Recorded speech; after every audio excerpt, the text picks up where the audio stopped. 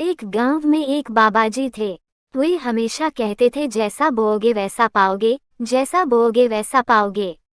गांव के कुछ लोग बाबाजी का मजाक उड़ाते थे, उनके इसी बात पे उनकी खिल्ली उड़ाते थे, ये कहके कि ये बाबा कुछ भी बोलता है। वहीं कुछ लोग बाबा को और उनकी बातों को नजरअंदाज भी कर देते थे। एक बार बाबाजी ऐसे ही बैठे बैठे अपना यही वाक्य दोहरा रहे थे।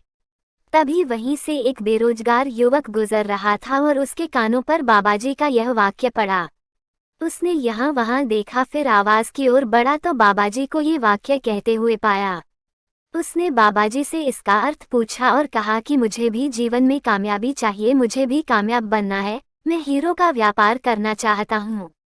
मुझे हीरो का बहुत बड़ा व्यापारी बनना है।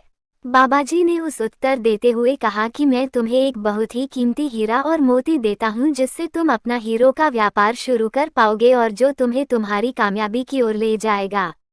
तभी बाबाजी ने अपनी झोली में हाथ डाला और उस युवक ने अपने दोनों हाथ आगे बढ़ाए। बाबा ने अपनी झोली से अपना हाथ निकाला और युवक की एक हथेली पर रखते हुए बोले, ये जीवन का एक अनमोल हीरा है समय। हमेशा समय की कदर करो तो समय तुम्हारी कदर करेगा। कभी समय को बर्बाद ना करो वरना समय तुम्हें बर्बाद कर देगा। फिर बाबाजी ने अपना दूसरा हाथ झोली से निकाला और युवक की दूसरी हथेली पर रखा और बोला, ये मोती है धैर्य। जीवन में कभी भी धैर्य नहीं खोना।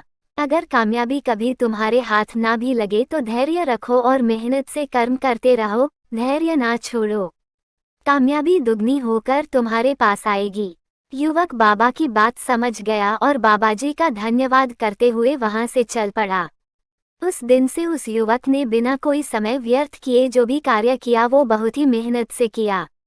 एक दिन उसे एक बड़े हीरे के व्यापारी के पास नौकरी मिली। उसने बड़े ही मेहनत से काम किया और हीरो का पूरा व्यापार और हीरे की गुणवत्ता के सारे प्रमाण समझे। फिर युवक ने अपना कारोबार शुरू किया और एक दिन वो खुद हीरो का बहुत बड़ा व्यापारी बना।